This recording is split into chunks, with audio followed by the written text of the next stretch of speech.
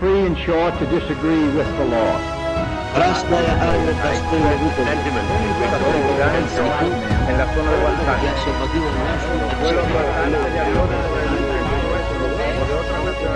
Para la liberación.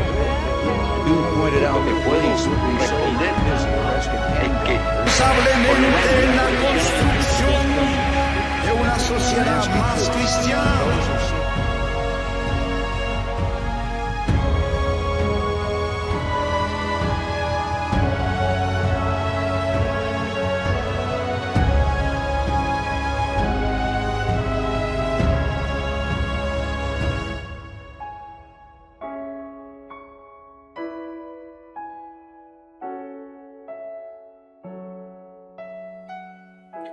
Hola amigos y amigas de este canal de YouTube Lugares de la Guerra Fría.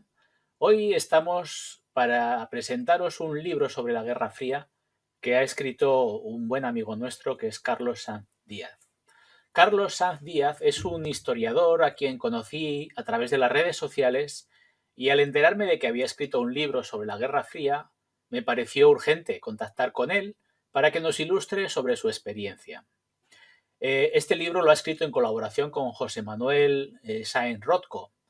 El libro se titula La Guerra Fría, una historia inacabada, de la prestigiosa editorial Síntesis. Carlos es historiador y profesor de Historia Contemporánea en la mayor universidad presencial de España, la Complutense de Madrid. Hizo su doctorado sobre las relaciones entre Alemania y España durante la Guerra Fría y colabora dando clases también con la Escuela Diplomática. ¿Qué tal, Carlos? ¿Cómo estás? Hola, ¿qué tal, Alejandro? Pues encantado de estar aquí contigo. Bien, la primera pregunta es en relación con el trabajo de documentación, ¿no? Supongo que ha supuesto mucho manejo de documentación en la medida en que hay ya mucha bibliografía al respecto y que siguen apareciendo nuevas interpretaciones de este periodo tan reciente históricamente. Ujú. Sobre todo ha supuesto mucho manejo de bibliografía. Es un libro de síntesis que lo que ha querido es traer a un lector español interesado en la Guerra Fría y en relaciones internacionales, en historia, el estado más actual de la investigación. Entonces, más que nada, lo que hay es trabajo con bibliografía y recoger las dos últimas décadas de investigación y volcarlas en algo abarcable, como es un libro de 300 páginas. Sobre todo lo que hemos querido es mostrar la investigación en español, pero también en inglés, pero también en otros idiomas que son minoritarios y que a veces no encuentran su reflejo en el mundo editorial español, como alemán sobre todo, francés, etc. Y Carlos, ¿por qué este libro? ¿De dónde surge la idea de escribir un nuevo libro sobre la Guerra Fría? Bueno, realmente la idea parte de la editorial Síntesis y de su directora de la colección de Historia Contemporánea, que ahora mismo es la historiadora Pilar Toboso, que nos hace este encargo. Y a nosotros, a los dos autores, José Manuel Sáenz Rothko y a mí, me pareció un reto muy interesante y nos apetecía enormemente hacerlo. Quizás si no nos lo hubieran propuesto, pues habríamos escrito otras cosas o estábamos en otros asuntos, pero a veces la escritura te llega también por invitación. Y la verdad es que una vez que nos pusimos a ello, ha sido un trabajo de unos 2 años, quizá un poco más incluso, precisamente por todo ese manejo de bibliografía y porque lo estuvimos actualizando hasta el último momento. Cerramos el libro realmente en el mes de julio prácticamente, de este año 2022. Desde la invasión de Ucrania, parece que Putin ha tensado las relaciones con los aliados de la OTAN y ha amenazado con usar todo tipo de armas para el logro de sus intereses militares. ¿Creéis que estamos en una nueva guerra fría? Bueno, es una gran cuestión y no deja de plantearse sobre todo desde febrero de este año, pero también en los años anteriores, porque ya se hablaba en los últimos años de una nueva guerra fría entre Estados Unidos y China. Es lo que se decía realmente hasta este 2002, sobre todo pues, personas como el analista Henry Kissinger hablaba de una guerra fría entre Estados Unidos y China por la rivalidad global entre ambas potencias, porque es una rivalidad multidimensional, no solo es económica, también es estratégica, también es militar, también tiene algunos elementos de similitud con la Guerra Fría, digamos, clásica, ¿no? Taiwán, y otros elementos de rivalidad. Ahora hablamos más o se habla de una nueva Guerra Fría o una segunda Guerra Fría con Rusia, y como en todo en la historia, la Guerra Fría al fin es un concepto, y cuando se habla de nueva Guerra Fría se está utilizando una analogía, se está trayendo al presente algo del pasado. Para nosotros, los dos autores, la Guerra Fría es un hecho histórico, cerrado, terminó en 1900, entre el año 89 y 91, 89 y 90, y hay que manejar con cuidado las analogías, porque lo que hacen las analogías no es aclararnos el presente, sino ayudarnos a pensar, pero también nos lo pueden oscurecer. Entonces hay elementos que nos pueden decir, sí, estamos en una nueva Guerra Fría, ¿no? De nuevo hay una rivalidad entre Estados Unidos y sus aliados por una parte y Rusia por otro, con algunos países asociados más que aliados o que la secundan, ¿no? Como China y algunos países en una posición intermedia. Casi se ha vuelto a hablar también de un renacer de los no alineados y de un no alineamiento activo. La India, por ejemplo, en países de América Latina se vuelve a traer este lenguaje de la Guerra Fría. También hay otros elementos que nos recuerdan, ¿no? La retórica del uso de las armas nucleares, la amenaza de la guerra atómica, que parecía olvidada, ¿no? Desde los días de la crisis de los misiles de Cuba del 62, el que se vuelve a hablar de esferas de influencia, ¿no? Y casi de un nuevo telón de acero en Europa con otra geografía. El hecho de que algunos hablan de una rivalidad también ideológica y quieren presentar el conflicto actual como una lucha entre autocracia o autoritarismo por una parte y democracia, ¿no? A eso ha jugado el presidente de Estados Unidos, Joe Biden. Todos esos son elementos que nos pueden hacer pensar que este enmarcado es correcto, pero hay elementos que nos llevan a decir no estamos ante una nueva Guerra Fría y no es exactamente lo mismo, ¿no? Hoy en día el mundo es multipolar, como no lo era en los momentos más álgidos de la Guerra Fría, por ejemplo, ¿no? Y hay que tener en cuenta otros polos de poder, China, India, ¿no? La propia Unión Europea, que no pesaban nada en los años iniciales de la Guerra Fría. El elemento ideológico tampoco está claro que realmente sea un ángulo desde el que enfocar la cuestión actual, porque ni hay un frente de democracias claro, porque hay países dictatoriales en el frente, digamos, alineado con Estados Unidos, ni, por ejemplo, Rusia tiene una ideología hoy en día expansiva, universalista, como era el comunismo soviético en los años de la Guerra Fría. La Guerra Fría sí fue más ideológica, y lo que tenemos hoy en día quizá obedece más a políticas de poder clásicas, ¿no? A guerras a una situación de tensión por una transición de hegemonía, pero hay otros muchos jugadores. Y hay otro elemento, para no hacer larga la respuesta, que también nos lleva a un mundo diferente. Durante la Guerra Fría, la interrelación económica, la interdependencia entre el bloque comunista y el bloque capitalista occidental era mínima, casi no tenían comercio mutuo. Hoy en día es verdad que Rusia, con las sanciones occidentales, está mucho más aislada del mundo, pero los distintos actores están más interrelacionados. China y Estados Unidos tienen una relación de primeros socios comerciales, o al menos clientes, ¿no? Entonces estamos en un mundo que en muchos aspectos difiere del conflicto del que nosotros hablamos en el libro. La Guerra Fría inicia con una decisión que acaba con la Segunda Guerra Mundial y que arrastra a las potencias occidentales a una carrera de armamento a raíz del descubrimiento de lo que yo llamo el arma definitiva. A partir del lanzamiento de las bombas de Hiroshima y Nagasaki, Stalin pone todo su empeño en dotar a la URSS de su propia bomba atómica. En este sentido, ¿pensáis que fue necesario el lanzamiento de las bombas atómicas sobre Hiroshima y Nagasaki? ¿Cómo lo veis? Bueno, con el actual conocimiento histórico que tenemos, el debate no está zanjado realmente, ¿no? Hay posiciones hay defensores de más posiciones. Yo me inclino por rechazar la idea de que fuera necesario el lanzamiento de ambas bombas atómicas, ¿no? De entrada, primero, tengo un rechazo ético, ¿no? A la idea de la necesidad de cometer un acto de destrucción y de acabar con decenas de miles de vidas humanas bajo ninguna justificación. Las justificaciones que ha dado Estados Unidos desde el primer momento, pues todas las conocemos, ¿no? La idea de que debido a la resistencia encarnizada japonesa, a la negativa a la rendición, la bomba atómica se justificó como una medida para acortar el conflicto, ahorrar vidas humanas, en realidad, por parte de ambos bandos, por parte estadounidense, pero también japonesa, Y sí, dibujar una especie de escenario de inevitabilidad, pero también hay argumentos para decir no era inevitable, había otras posibilidades. Se podía haber arrojado una bomba en un territorio no poblado, pues ante el océano, en la bahía de Tokio, se podía haber elegido otra ubicación, se podía haber hecho una demostración, en fin, que no fuera cruenta. Y en ese sentido, si hay algo que enlaza el lanzamiento de bombas atómicas con el comienzo de la Guerra Fría. Aunque no está demostrado, un elemento que pudo estar detrás de la decisión fue la idea de contener a la Unión Soviética. Estamos en los días del verano del 45, ya Hitler y todos los estados fascistas se han rendido en Europa. Japón no va a ganar la guerra, eso se sabe, es cuestión de tiempo, pero la Unión Soviética se apresta y de hecho declara la guerra a Japón en los primeros días de agosto, cumpliendo los compromisos con los aliados.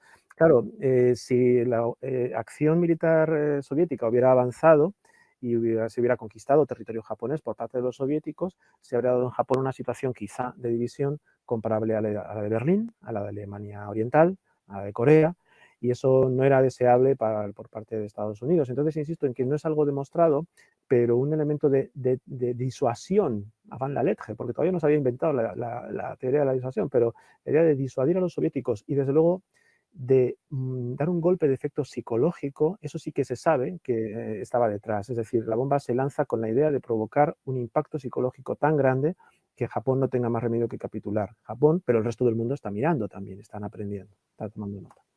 Otra pregunta que quería haceros es si notas o notáis un rechazo a hablar de la Guerra Fría, especialmente en las nuevas generaciones. Bueno, nosotros nada, al revés, nada de rechazo. Encontramos mucho interés por hablar de la Guerra Fría. Claro, las nuevas generaciones, en el caso español, hemos tenido una experiencia de la Guerra Fría muy diferente de la de otros países occidentales, ¿no? España, bueno, se alinea con Estados Unidos desde muy pronto por los pactos de Madrid del 53, de Franco y Eisenhower, pero en la OTAN el ingreso es posterior y había por supuesto, el rechazo que todos conocemos. Pero las generaciones nuevas, en gran medida, se ha perdido el recuerdo del temor de la Segunda Guerra Fría, por ejemplo, que yo viví, estamos hablando de los años 80, de la crisis de los misiles, ¿no? Ese temor a una guerra nuclear lo está descubriendo ahora por primera vez las generaciones más jóvenes. Hablo de niños, adolescentes, estudiantes de universidad, jóvenes y más o menos maduros. Y hay una sed de conocimiento, de conocer los antecedentes y esta época histórica. Esto por una parte. Y por otra parte, por desgracia, la actualidad internacional no ha hecho más que dar relevancia y poner en el orden del día las cuestiones relativas a la Guerra Fría con los acontecimientos de los últimos meses. Entonces, cuando Putin, por ejemplo, invoca la ampliación de la OTAN o los acuerdos llevados a cabo entre la Unión Soviética y las potencias occidentales en torno a la ampliación de la OTAN, a la unidad de Alemania, etcétera, todo esto nos lleva a debates sobre la Guerra Fría y son debates históricos que se pueden debatir sobre la mejor evidencia disponible y sobre el mejor argumento histórico. Así que todo lo contrario. Y digo por desgracia, porque ojalá viviéramos en un mundo más pacífico que hiciera parecer lo que contamos como una reliquia del pasado, pero es justo lo contrario. Bien, y otra cosa que me llama la atención sobre este interesante libro es que le ponéis el subtítulo de Historia inacabada. ¿Qué es lo que puede quedar inacabado de la Guerra Fría? Tiene un doble sentido y en ese sentido le queríamos significar dos cosas. Por una parte, la Guerra Fría, aunque nosotros, repito, lo damos por terminada como periodo histórico, en el año 90-91, no deja de proyectar sus efectos sobre el mundo contemporáneo. Y no hablo ya solo de la guerra en Europa, de la guerra de Ucrania, hay relictos, hay cosas que nos quedan de la Guerra Fría o del orden mundial que se empieza a construir en el 45-47, desde la composición de Naciones Unidas y de su Consejo de Seguridad, de los miembros permanentes del Consejo de Seguridad, que responde a la estructura de las grandes potencias y las dos superpotencias, hasta la división de Corea, la situación de Cuba, por ejemplo, ¿no? El conjunto de países que todavía hoy se reclaman países socialistas o comunistas, ¿no? En fin, hay otros elementos. En la tecnología hay muchísimos. Si hablamos de Internet, por ejemplo, que tiene sus orígenes en la investigación militar, si hablamos de los GPS, los sistemas de navegación creados para el espionaje y la navegación de satélites, ¿no? O hablamos de muchos de los microondas, de los ordenadores portátiles que se desarrollan para guiar los misiles nucleares, ¿no? Todo esto hace que la historia, la Guerra Fría nos acompañe, y en lo cultural absolutamente, ¿no? Tenemos todavía muchos elementos en el cine, en la música, en el día a día. Hay una musealización, un recuerdo de la Guerra Fría, así que no nos ha abandonado. Y la otra parte de la historia inacabada es que toda historia está reescribiéndose y se tiene que conocer mejor, y cada generación arroja nuevas preguntas a ese pasado. Y en el caso de la Guerra Fría esto es particularmente cierto, porque es verdad que después del fin de la Guerra Fría y con el hundimiento de la Unión Soviética hemos conocido muchas cosas por la apertura de archivos, sobre todo soviéticos y rusos, pero todavía nos queda mucho por conocer, y estoy seguro de que dentro de una generación, pues, y mucho antes, ¿no?, se irán corrigiendo algunos elementos de lo que hoy en día, bueno, damos por consensuado entre los historiadores, lo que sabemos con lo que tenemos hoy en día. Este libro es una recopilación de estos 45 o 47 años, según cómo se mire, y se refleja en un índice que contiene 10 capítulos donde se tratan asuntos tan variados y tan importantes como, por ejemplo, la cultura. A fin de cuentas, tú me dijiste que ambos bandos peleaban por captar las mentes y los corazones del resto del mundo. ¿Qué nos puedes contar de este asunto? ¿Y cuál pensáis que fue el papel de la propaganda en esta guerra cultural? Es un papel muy importante, y además es un papel que vamos conociendo cada vez mejor, porque una de las renovaciones de la historiografía de la Guerra Fría ha sido incorporar el giro cultural que se ha dado en otras ramas de la historia y llevarlo a los estudios de la Guerra Fría. ¿Qué nos dicen los estudios sobre la Guerra Fría cultural? Que la cultura fue fundamental, la cultura, la propaganda, la ideología, todo este vector, la cuarta arma, como se decía en Estados Unidos, ¿no? Tenemos las armas del poder militar, económico y político, pero tenemos la cuarta arma, que es la cultura. Y cada vez sabemos más, como decía, de la parte de la Unión Soviética, por empezar con los que antes desarrollaron este instrumento. Claro, la Unión Soviética, desde el triunfo del poder, de la toma del poder por los bolcheviques y la revolución de octubre del 17, la propaganda forma parte de los instrumentos del Estado. Se desarrolla la Agitprop, o la Oficina de Información y Propaganda, y la Unión Soviética, cuando estalla la Guerra Fría, hacia el año 1947, tiene detrás de sí 30 años de experiencia de utilizar los instrumentos ideológicos en el extranjero, de utilizar la correa de transmisión de los partidos comunistas en todo el mundo, pero también otras armas más sofisticadas, como son hacia el interior los juicios espectáculo, bueno, la mezcla de propaganda, censura, educación popular dirigida, ¿no? Y la Unión Soviética hizo un uso, pues, muy profuso de la propaganda hacia el exterior. La que se conocía y la más evidente, y la que menos se conoce, que es siempre la propaganda más eficaz, ¿no? La que se hace de forma utilizando, por ejemplo, al movimiento pacifista o una parte del movimiento pacifista internacional, los comités por la paz, los grupos de asociaciones de amistad y colaboración con la Unión Soviética, los grupos de amigos, en fin, todo esto hace que, por ejemplo, en la guerra de Vietnam, por dar un dato, la Unión Soviética empleó más dinero en propaganda que en ayuda militar y material al Vietcong. Se gasta más en esto.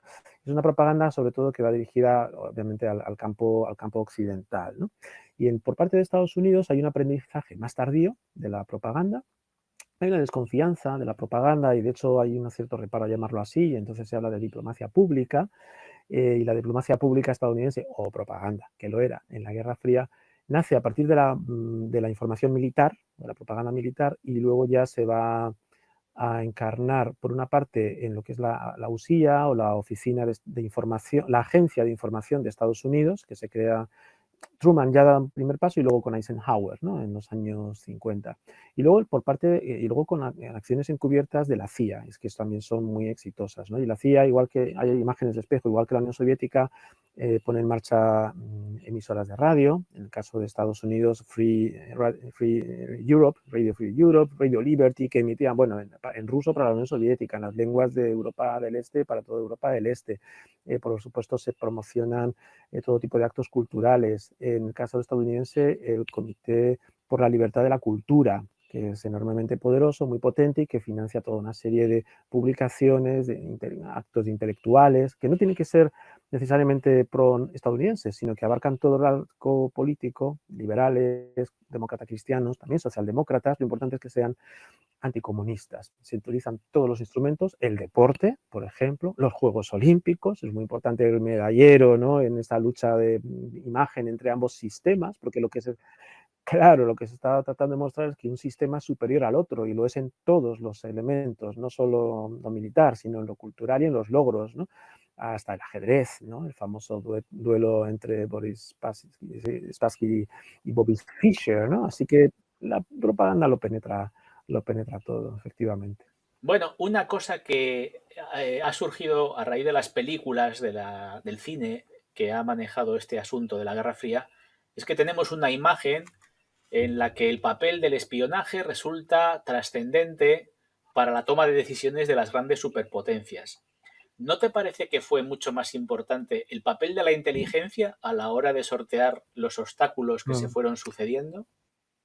Sí, pues efectivamente la imagen romántica del espía que nos han dejado las novelas, ¿no?, de John le Carré o las películas de 007 y las novelas de Ian Fleming está un poco lejano de la realidad del espionaje y de la información, en el sentido de que, bueno, ni tan sofisticados, ni tan poderosos, ni tan eficientes, seguramente. Lo que sabemos es que, claro, obviamente, de nuevo, Estados Unidos y la Unión Soviética emplearon todas las posibilidades que tenían de espiar, es decir, de recibir, de recoger información confidencial o secreta o por medios no oficiales sobre el enemigo. Los estadounidenses, ahí es interesante las distintas culturas del espionaje. Los soviéticos fueron superiores globalmente. La cultura soviética de espionaje se basa en el elemento humano, en la infiltración de agentes en el mundo occidental, en los topos, y ahí hay que decir que ganaron la partida. Estados Unidos no lo tenía tan fácil, quizá, bueno, ahí se apoyaba o se ayudaba a la Unión Soviética de la apertura, ¿no?, del llamado mundo libre, etcétera, y también del atractivo de vivir en las sociedades occidentales para un agente de inteligencia. Estados Unidos tuvo más difícil siempre penetrar las organizaciones soviéticas, fue menos eficiente en el factor humano, y quizá por ello y por capacidad económica confiaron más en lo tecnológico, el espionaje tecnológico, el uso de aviones espías, de satélites, los sistemas de encriptado y de desencriptado de información, etc. Entonces, en la recopilación de información, bueno, ambos movieron sus peones y hicieron lo que pudieron, ¿no? Otra cosa es lo que se hizo con esa información que se recibía, que es la parte de inteligencia, ¿no? Convertir la información en conocimiento útil. Y en la inteligencia, los soviéticos de nuevo fueron más eficientes, aunque hay sus más y sus menos, ¿no?, pero tuvieron la posibilidad de contar con agentes dobles. Muchos agentes que tenía supuestamente la CIA en Occidente en realidad eran agentes dobles soviéticos, sobre todo en Cuba, en Alemania Oriental. Y con sus más y sus menos, parece que hay más casos en los que los soviéticos sacaron mejor rendimiento. Digo sus más y sus menos porque también Stalin, Khrushchev a veces desconfiaban de sus agentes o desconfiaban de si no estaban trabajando para el enemigo. En el caso de Estados Unidos no hay hay un rendimiento menor, digamos, en términos de inteligencia, ¿no? Hay presidentes que confían más en sus servicios de inteligencia, en sus espías, como en el caso de Eisenhower y Kennedy, lo cual fue determinante en la crisis de los misiles del 62, pero había presidentes como Nixon que no se fiaban de sus servicios de inteligencia. Bueno, Nixon es que no se fiaba seguramente de nadie, ¿no? Y de hecho ponía los micrófonos en la Casa Blanca y grababa. Pero eso lleva a fallos, a veces no siempre se aprovecha el potencial de lo que los servicios de inteligencia tienen que ofrecer a la toma de decisiones. Y en resumen, no fueron elementos totalmente determinantes y desde luego están muy lejos de la imagen que nos ha dado el cine. Bien, a mí también me interesaría conocer vuestra opinión, tu opinión, Carlos, sobre si quedan muchos archivos por desclasificar, teniendo en cuenta que hay regímenes que no son muy aficionados a la democracia ni a la transparencia que va aparejada a esta democracia. ¿Repercutirá esta apertura documental a refrescar el relato de la Guerra Fría? Sí, pensamos que sí. Hasta ahora se ha escrito la historia de la Guerra Fría sobre todo con archivos occidentales y sobre todo, quiere decirse, con archivos de Estados Unidos, del Reino Unido, Francia, Alemania y otros países no tan protagonistas. Pero hay mucho por saber de los antiguos archivos soviéticos, hoy en día en la Federación Rusa Hubo una década dorada de apertura y de desclasificación, que es la que siguió al desmoronamiento de la Unión Soviética, los años 91 al 2000, pero desde la llegada de Putin al poder, en 2000, ha habido un cierre en los archivos centrales. Luego hay información en archivos regionales y en otras instancias, ¿no? Pero queda mucho por estudiar en los archivos del Estado y del partido en Rusia. Y desde luego queda muchísimo, por no decir prácticamente todo, por saber de los archivos de China, que son los más cerrados hasta ahora a la investigación, de los que bueno, se pueden esperar clarificar muchísimas cuestiones. Eso por hablar solo de los grandes, de las grandes cuestiones. Y ahora podemos hablar de las organizaciones multilaterales de defensa, ¿no? Como la OTAN o el Pacto de Varsovia, que siguen sin una gran apertura. Y ya con vistas a ir terminando esta interesante entrevista, me planteo sobre el final de la Guerra Fría, si creéis que Gorbachov era tan blando como se le acusa a la hora de negociar con Occidente. De hecho, muchos rusos sostienen actualmente este punto de vista. O tal vez era un reformista que tenía una visión muy avanzada de lo que debía de ser la política y el Partido Comunista de la Unión Soviética. Bueno, hay que distinguir y hay que matizar. Globalmente hay dos elementos diferentes, hay dos procesos. Uno es poner fin a la Guerra Fría y otro es qué pasa con la Unión Soviética. Aunque vienen cronológicamente, están entreveradas, son dos procesos distintos. Yendo al primero, bueno, Gorbachov, más que yo no lo llamaría un blando. De hecho, es muy audaz, es muy valiente, es muy visionario cuando él, desde la toma del poder como secretario general del Partido Comunista de la Unión Soviética, cambia el discurso y el contenido de la política exterior soviética y habla de hay una nueva política exterior que es enormemente audaz. Se trata es un órdago realmente a Occidente, a Estados Unidos directamente, ¿no? Diciendo, bueno, de verdad, queréis la distensión, queréis el desarme, vamos a sentarnos. Y el primer Gorbachov, ya en el 86, en la cumbre de Reykjavik con Reagan y en el 87, plantea ofertas que desafían lo que Occidente está dispuesto a conceder o había contemplado. De hecho, al principio se observa con desconfianza, diciendo, bueno, a ver, ¿dónde está la trampa? ¿No? Porque nos está ofreciendo limitación y desarme.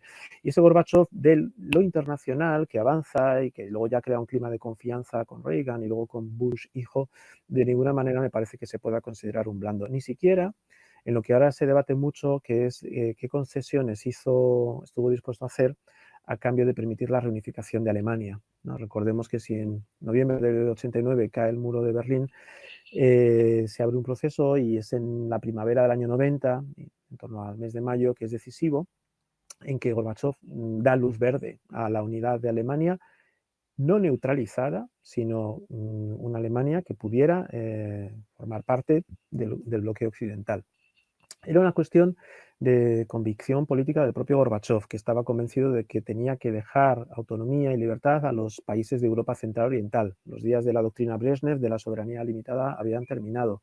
Es una cuestión de pragmatismo y de realismo. Ya buena parte de Europa Central Oriental gravitaba económicamente hacia Alemania.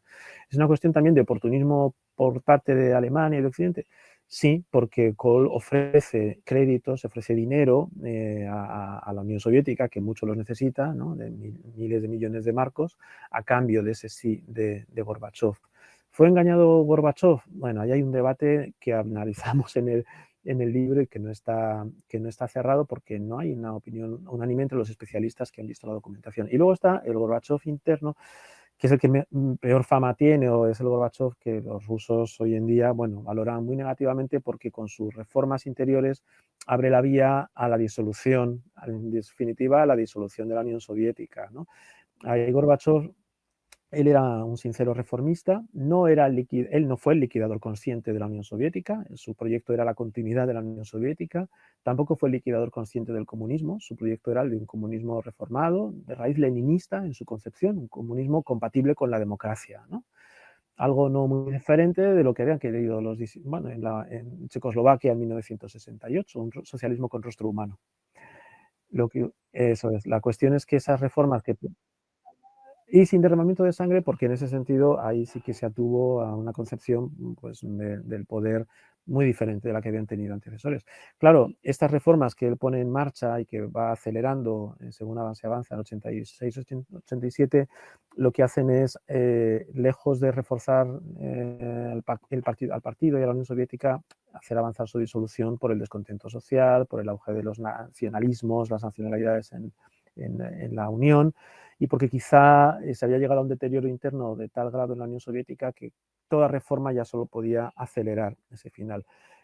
Claro, ese es el Gorbachov que también ha dejado una imagen de blando, porque fue pronto superado, por una parte, por las fuerzas más duras, digamos, de la ortodoxia del Partido Comunista, con el golpe de Estado fallido, el golpe de agosto de 1991, y luego ya rápidamente superado por una nueva lógica de autoridades elegidas democráticamente. Para empezar, el presidente de la Federación Socialista Rusa, Boris Yeltsin, que ya tienen otros objetivos. Ya su objetivo no es la preservación de la Unión Soviética, es su liquidación. Su legitimidad se basa en la Rusia Estado-nación y no la Unión Soviética. Es una legitimación democrática, mientras que Gorbachov no había sido elegido democráticamente, y ahí ya viene la superación total de Gorbachov por los acontecimientos que él ha desencadenado. La actualidad nos dice que, pese a la mala imagen de Gorbachov, los rusos deberían darle otra oportunidad a sus ideas reformistas. Yo he seguido sus últimos momentos de vida y me parece un personaje entrañable y digno de ser tenido en cuenta. Sí, sí, y además, si me permites, un inciso, Gorbachov también es el artífice, junto con Reagan y Bush, de una estructura de seguridad basada en acuerdos sobre reducción de armas nucleares en Europa, que se construyó bajo su mandato y los primeros años 90, que nos ha dado paz, nos ha dado estabilidad durante 25 años, pero que se ha desmontado a marchas forzadas en los últimos años por parte de Donald Trump y por parte de Putin. Entonces ya no tenemos ni el tratado Open Skies de cielos abiertos, ni el tratado IRF, se han ido denunciando uno tras otro toda la estructura de seguridad que para los europeos era vital. Y como dices, veremos a Gorbachov también a la luz de lo que está ocurriendo ahora. Y, bueno, pues su figura se engrandece, claro. Bueno, Carlos, pues ya hemos llegado al final. Te agradezco mucho tu comparecencia en este canal y animamos a nuestros amigos a que se interesen por este libro para que se hagan con una idea completa de lo que fue este periodo histórico. Espero que podamos contar con tu presencia para abordar algún otro asunto relacionado con esta guerra, y te deseamos mucho éxito con este libro y con los proyectos que seguramente vas a abordar como historiador. Muchas gracias y hasta pronto. Muchísimas gracias, Alejandro.